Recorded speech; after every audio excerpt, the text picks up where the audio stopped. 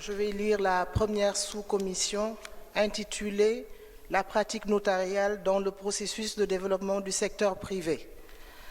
Le mouvement de libéralisation de l'économie dans les différents États africains grandit le notariat dans le rôle qu'il doit jouer dans le processus de développement économique. Les notaires accompagnent les investisseurs privés dans leur établissement et dans l'expansion de leurs entreprises. Le développement économique est tributaire d'un secteur privé fort, moteur de la croissance économique. Mais pour que le secteur privé accomplisse une telle mission dans un État, il lui faut un cadre propice composé d'un ensemble de piliers dont l'analyse marque la place du droit et de son application dans le processus de développement de ce secteur. En effet, à côté de l'identification préalable des règles applicables, sont exigées des connaissances et des compétences pouvant prendre en charge la complexité des souhaits des entrepreneurs et la technicité des solutions à mettre en œuvre dans l'installation et dans l'expansion de leurs entreprises. Ces exigences requises dans la profession notariale sont en réalité le quotidien du notaire, qui est un acteur incontournable dans la création d'entreprises, ce qui va être notre première partie, et une option profitable à l'expansion de l'entreprise, ce qui va constituer la seconde. Donc, la première partie, la pratique notariale dans la création d'entreprises. Créer des entreprises, c'est se donner des moyens du développement économique, car l'entreprise est le premier acteur du tissu économique.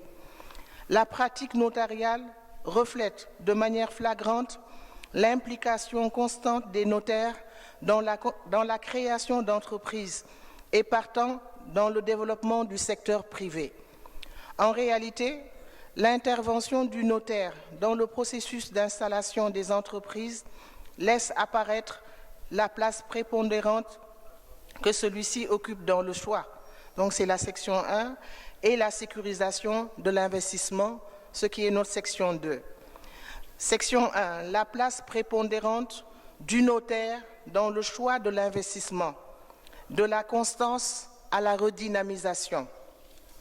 Toute initiative est fondée sur une connaissance, fût-elle faible, des modalités de sa réalisation. Aucune réflexion ne se mène sur le néant. Les investisseurs et opérateurs économiques ont de l'intelligence juridique. Toutefois, bien qu'existante, cette intelligence juridique n'écarte pas le besoin d'une intervention d'une personne sachante, notamment le notaire. Ainsi, la constance réglementaire qui consiste à maintenir le monopole notarial en matière de constitution de société impose une redynamisation de la pratique notariale dans la détermination de l'environnement de l'entreprise, mais également dans le conseil de la structure de l'entreprise. La détermination de l'environnement de l'entreprise. L'entreprise est un système dans un écosystème qui peut influer sur son éclosion. L'entreprise demande à cet effet, pour plus de profit, un environnement propice à son installation et à son expansion. Son environnement doit donc être connu et apprécié. Dans cette perspective, le notaire, soucieux de la préservation des intérêts des parties, agit avec vigueur. Toutefois, ce domaine étant hors monopole, il se heurte à une pleine concurrence d'autres professionnels et doit lutter pour conserver sa place de choix dans l'identification des risques de l'investissement et dans la précision de la réglementation applicable à celui-ci. En ce qui concerne l'identification des risques de l'investissement, les notaires disposent, en tant que professionnels du droit, de capacités d'intervention. Mais, afin de satisfaire au mieux l'investisseur qui a requis ses services pour appréhender l'environnement de sa future structure, le notaire collabore parfois pour plus de complétude avec d'autres professionnels. En effet, des questions spécifiques parviennent aux notaires sollicités qui, en interne, ne disposent pas de compétences lui permettant d'y apporter une réponse complète et d'actualité. Afin d'y répondre, le notaire animé d'un professionnalisme fort, collabore avec des professionnels capables de l'appuyer dans la détermination de l'environnement de l'investissement. Exemple, des ingénieurs agronomes en génie civil, en transport ou en télécommunications, etc. Le notaire, dans la pratique de l'identification des risques de l'investissement, met donc en place une synergie interprofessionnelle, un fonds commun de compétences et de connaissances pour la prise en charge des intérêts de l'investisseur. Cette pratique doit toutefois être redynamisée face à la concurrence des grands cabinets d'avocats locaux, des experts comptables. Les enjeux sont énormes. La redynamisation s'impose pour ce marché du conseil que les notaires ne sauraient laisser dominer par des juristes locaux moins transversaux ou des juristes étrangers moins spécialisés et en difficulté dans la précision de la réglementation applicable à l'investissement. En ce qui concerne la précision de la réglementation applicable à l'investissement, elle est une fonction naturelle du notaire qui garantit la satisfaction de l'investisseur. En effet, la connaissance du droit et la générosité dans sa diffusion sont des exigences professionnelles du notaire. Tout notaire en exercice est censé disposer d'informations légales et réglementaires les plus complètes et les plus fiables pour l'investissement, d'où l'utilité de la formation continue des notaires. Donc, entre parenthèses, ce qu'on fait dans les universités de notariat, les sessions de formation organisées par les autorités notariales nationales et les formations à la carte sollicitées individuellement par les notaires. Cette connaissance du droit a pour corollaire son respect dans son application. Avec le service d'un notaire, l'investisseur local comme étranger dispose de toutes les informations relatives à l'environnement juridique de son investissement. Il n'y a donc pas mieux que le notaire dans la détermination de la règle applicable à l'investissement. Dans le paragraphe 2, on va parler du conseil de la structure de l'entreprise, le notaire en tant que conseil de la structure de l'entreprise. Dans l'hypothèse de la création d'entreprise, la pratique notariale est un atout majeur dans le choix de la structure appropriée, en ce sens que les notaires ont une réelle maîtrise de la typologie des structures autorisées. Bien que disponibles, ces différentes structures ne sont pas nécessairement accessibles pour tout investisseur en raison de la complexité et de la technicité qui les caractérisent. Parmi les professionnels sollicités dans cette étape de la préparation de la création de l'entreprise, les notaires figurent en bonne place. Ceux-ci, forts de l'avantage qui leur est offert dans la constitution de certaines structures et dans la pratique constante des structures d'entreprise, disposent de prérequis essentiels à la satisfaction de l'investisseur.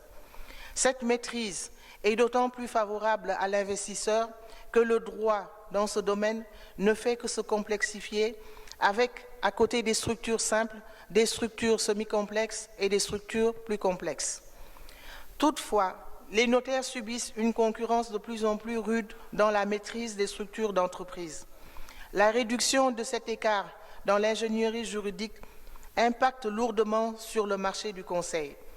En effet, les conseils juridiques et fiscaux, les experts comptables et les avocats, locaux comme étrangers, augmentent de plus en plus leur part de marché dans le conseil de la structure d'entreprise.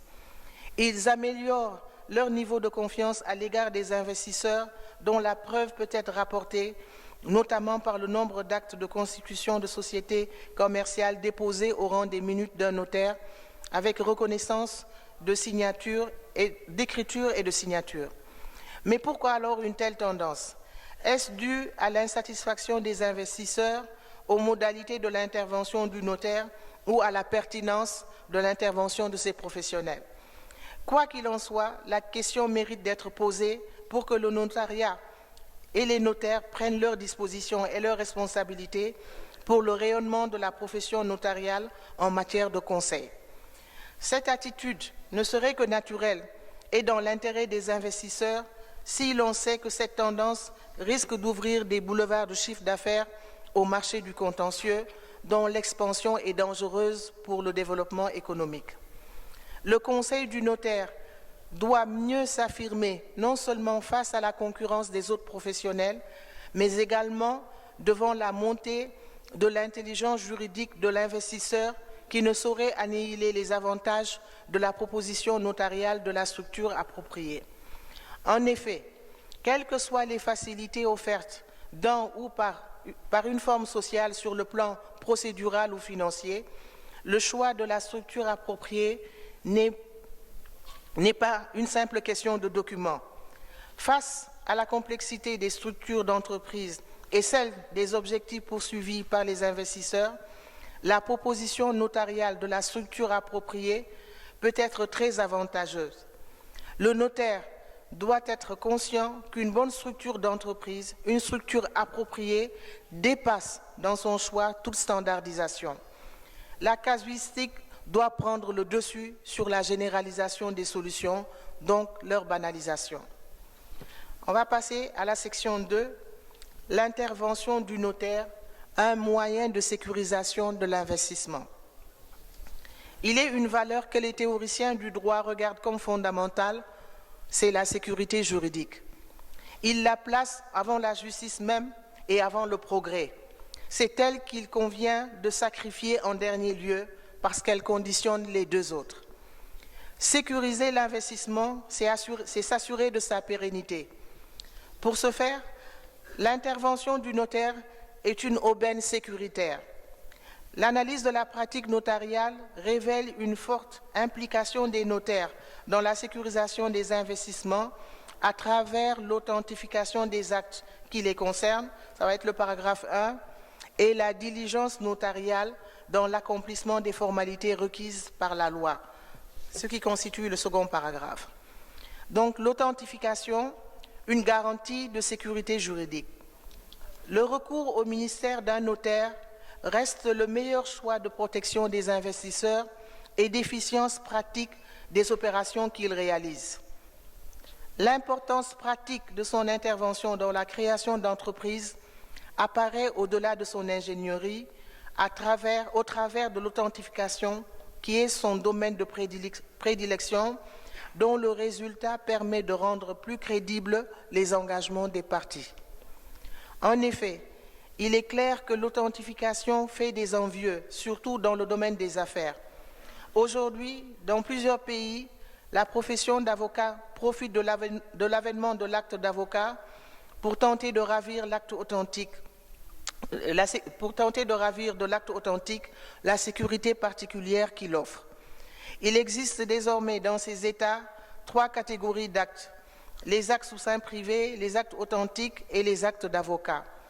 L'acte d'avocat est un acte sous seing privé rédigé et contresigné par l'avocat. En contresignant, cet avocat atteste avoir éclairé pleinement là où les parties qu'il conseille sur les conséquences juridiques de l'acte. L'acte d'avocat fait pleine foi de l'écriture et de la signature des parties, tant à leur égard qu'à celui de leurs héritiers ayant droit. Il est soumis à la procédure de faux et est, sauf disposition nationale contraire, dispensé de toute mention manuscrite. Avec l'avènement de cette nouvelle catégorie d'actes, l'avocat n'est plus un auxiliaire. Il est devenu un protecteur légal, tant au niveau judiciaire qu'au niveau juridique. L'acte d'avocat n'est-il pas un concurrent direct alors? On doit se poser la question de savoir si l'acte d'avocat n'est-il pas alors un concurrent direct de l'acte notarié. En tout cas, aujourd'hui, l'acte d'avocat fait l'objet d'une application pratique dans de nombreux domaines et constitue une marque de l'ambition véritable de la profession d'avocat, dominée en tant que professionnel du droit, le droit des affaires, conseil, négociation et rédaction d'actes. Par ailleurs, il poursuit une bonne partie des objectifs de l'acte authentique et bénéficie d'une portée quasi identique. Ainsi, même si l'acte authentique maintient sa force particulière, et il est certain que les avocats ne seront jamais des notaires, une redéfinition des rôles s'impose pour marquer la spécificité de l'activité notariale et des actes notariés. Cette spécificité semble d'ailleurs être, au-delà du conseil et de l'assistance, l'objectif poursuivi par le législateur pour un milieu des affaires assaini, des actes efficaces et d'une manière générale, des investissements sécurisés et un développement assuré. Paragraphe 2, l'accomplissement assuré des formalités légales. L'une des principales raisons de la sollicitation des services du notaire dans la création d'entreprises est la diligence dans l'accomplissement des formalités, ce qui constitue le quotidien des notaires qui requiert d'eux un respect des formalités légales qui n'est rien d'autre qu'une obligation notariale. En effet, il n'y a pas de notariat sans formalisme, sans traçabilité, sans transparence. La fonction notariale est incompatible à l'oralité. Mais si son intervention est évidente dans la vie des entreprises, il en est autrement du secteur informel. Pour les entreprises individuelles, l'intervention du notaire est très faible dans la pratique en raison du défaut de monopole notarial en la matière et de la faiblesse de l'assistance juridique en amont de la création de l'entreprise. En revanche, la pratique notariale révèle une forte implication au quotidien dans la création d'entreprises exploitées par une personne morale. Les sociétés commerciales, de même que leurs succursales, sont essentiellement, voire exclusivement créées sur la base d'un formalisme assuré par le seul notaire. Mais cette évidence qui frise le naturel se présente autrement pour le secteur informel où l'intervention du notaire reste incertaine. Le secteur informel est un ensemble hétérogène d'activités économiques, production, artisanat, achat-revente, prestation de services, basés et développés sur les modes de gestion assez empiriques et échappant au contrôle public, en particulier à la fiscalité. C'est donc l'ensemble des unités de production dépourvues de numéros statistiques et ou de comptabilité formelle. Le rapport entre le secteur informel et la pratique notariale pose la question de l'antinomie qui pourrait exister entre eux. En effet, l'informalité rime avec irrégularité, donc illégalité. Or, le notaire doit assurer un contrôle efficace et juste de la légalité des actes et documents qu'il reçoit. Son intervention doit être conforme à la légalité et éviter la fraude à la loi et le préjudice aux personnes. La contradiction est donc flagrante entre le souhait des acteurs du secteur informel et les obligations professionnelles du notaire. Mais s'il est apprécié en tant que particulier, l'acteur du secteur informel échappe à l'illégalité.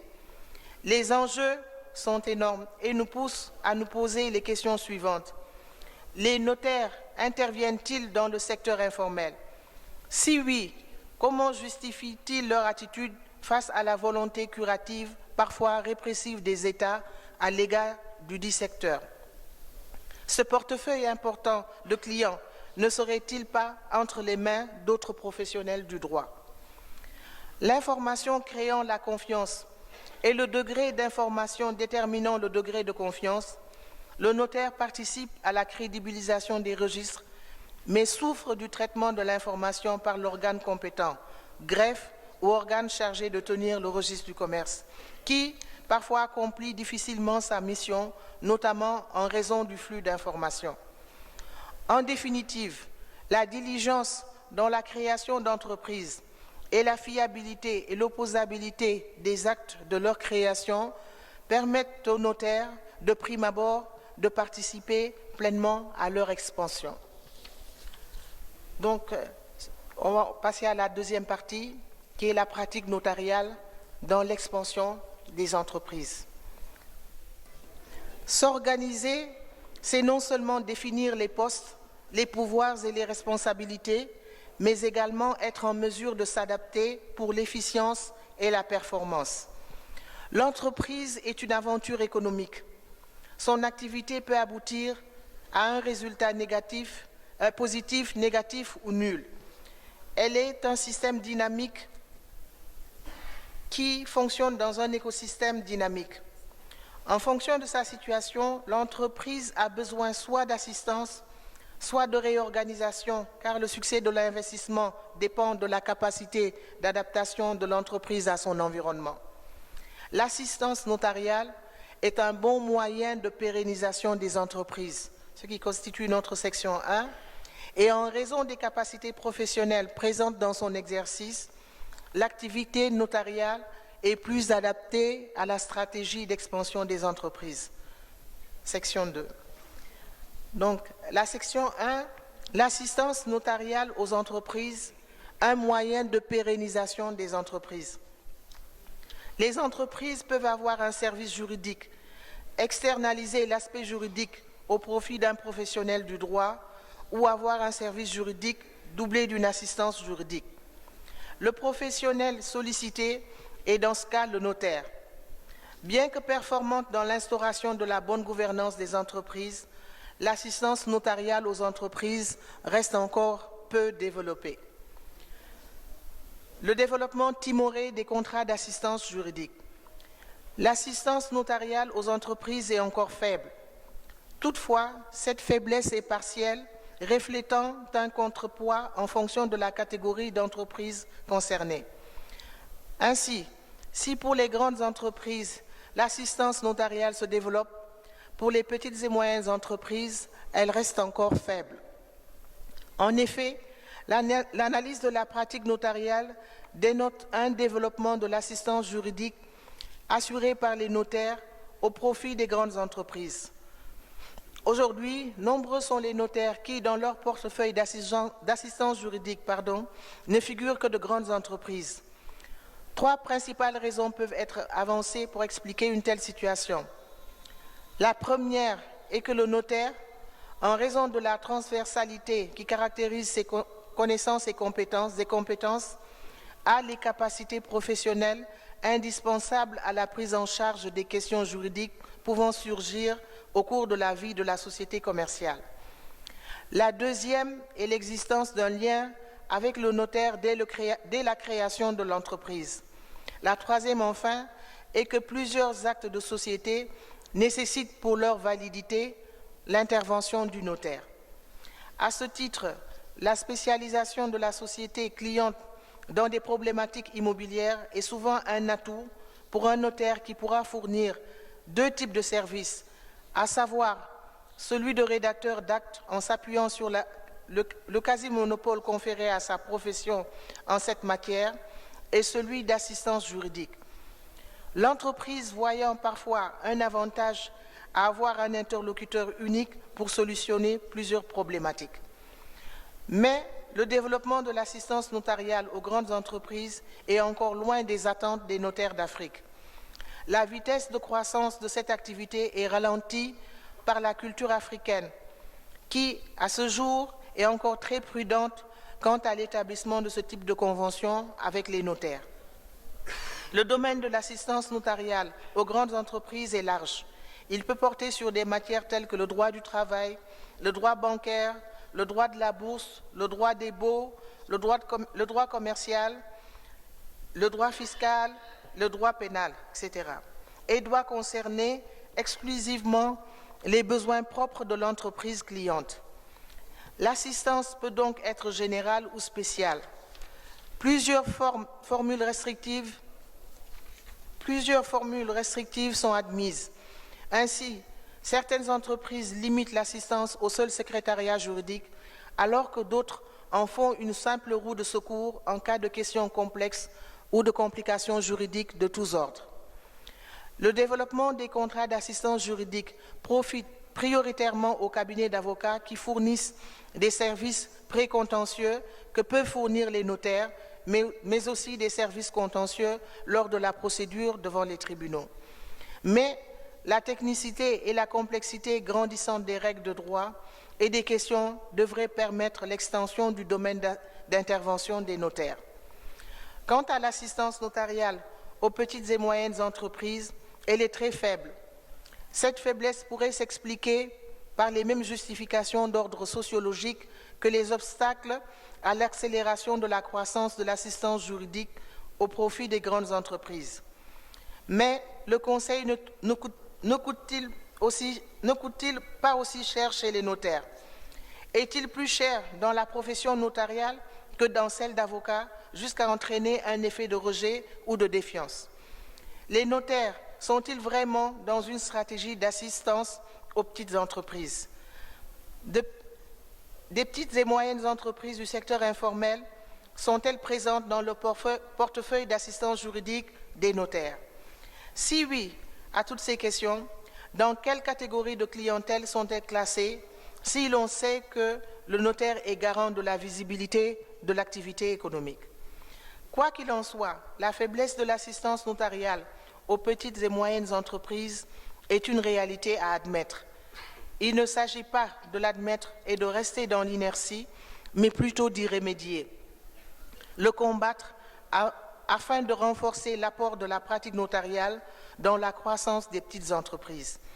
Une stratégie de développement de l'assistance notariale aux petites et moyennes entreprises devrait donc être trouvée par les notaires eux-mêmes en mettant en place des modalités particulières déclinant un rapport gagnant-gagnant fondé sur les résultats. Une telle attitude ferait de la pratique notariale un moyen complet d'instauration de la bonne gouvernance des entreprises. Paragraphe 2. L'aboutissement espéré à une bonne gouvernance des entreprises. De par leur contenu, les principes de gouvernance d'entreprise connus et pratiqués par le notaire participent de l'organisation efficiente de l'entreprise. L'assistance notariale étant une aide à la prise de décision en entreprise, la bonne gouvernance est non seulement une source de transparence dans la gestion de l'entreprise, mais également un gage de performance de l'entreprise. La bonne gouvernance consiste pour l'essentiel en la conjugaison des éléments suivants: des organes transparents et responsables, de solides qualifications et compétences des administrateurs et dirigeants, et une volonté fondamentale de faire toujours ce qui est juste pour l'intérêt social. Elle a pour objectif la transparence dans la gestion de l'entreprise. Elle est donc un moyen d'organisation des rapports entre les organes de l'entreprise et de fiabilisation de l'information.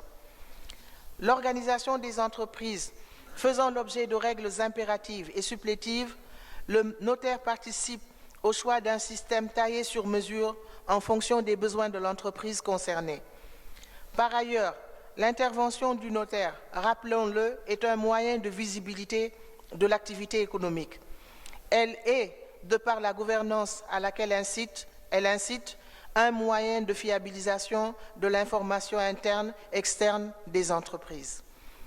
L'appui du notaire dans l'organisation de l'entreprise assure non seulement la transparence dans la gestion, mais également la performance de l'entreprise.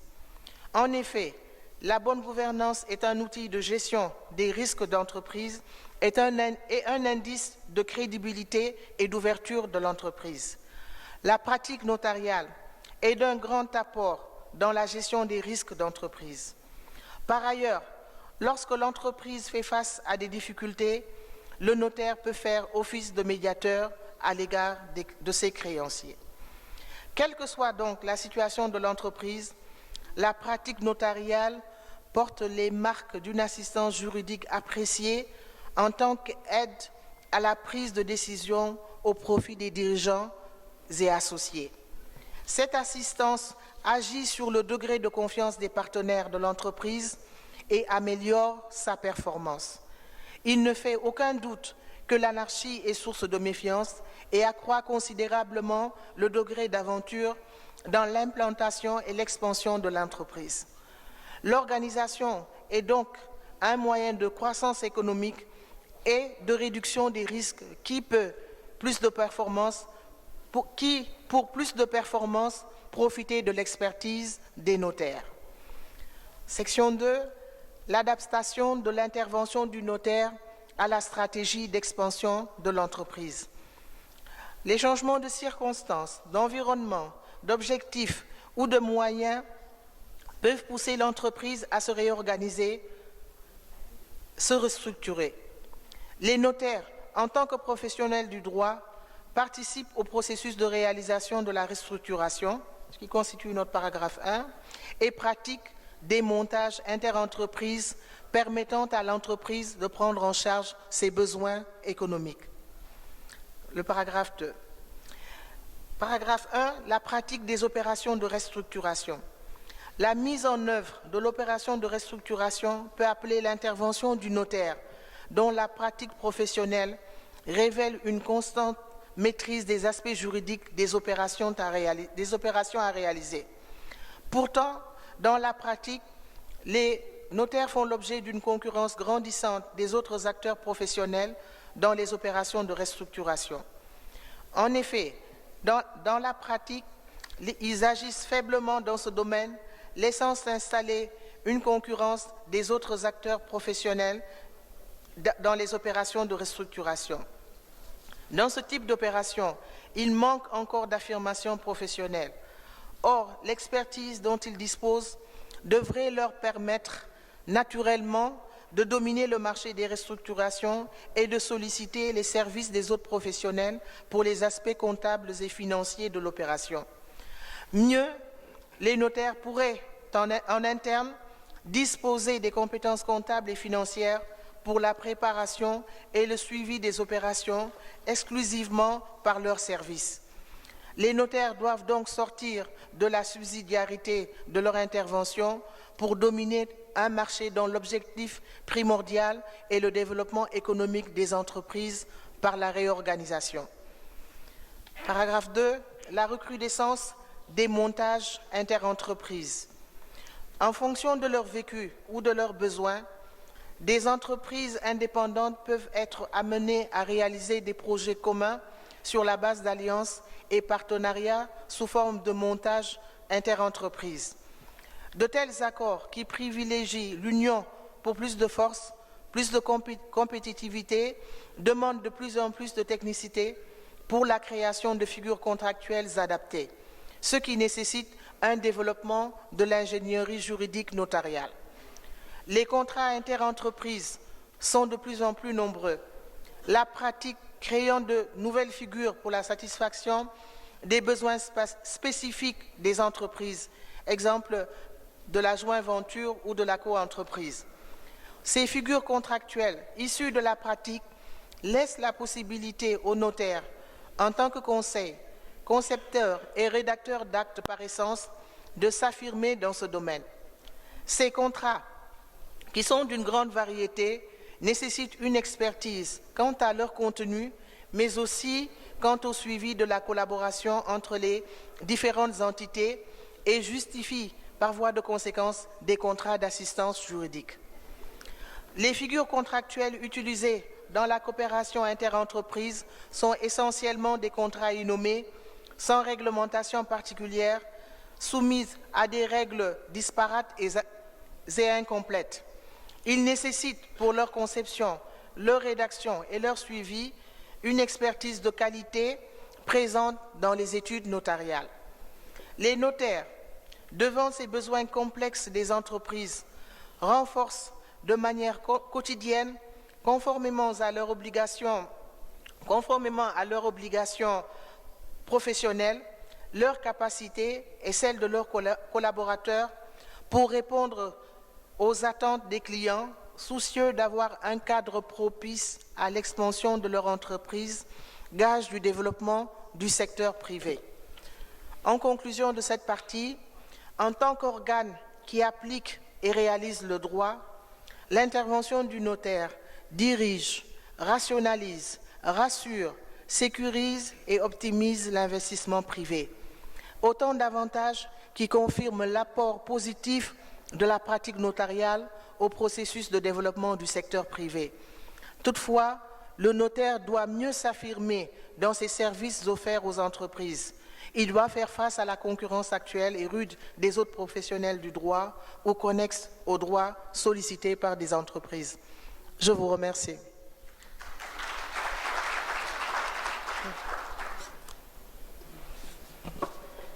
Chers consoeurs, chers confrères, comme vous l'avez constaté, le secteur privé fort et un climat des affaires favorable sont gages de développement économique. Les défis sont nombreux, les attaques sont nombreuses quant à la place du notaire. Aussi, avant de vous donner la parole pour recueillir vos différentes observations et vos expériences respectives, je vais tout de suite passer le micro au professeur Bencheneb, professeur émérite de l'Université de Bourgogne,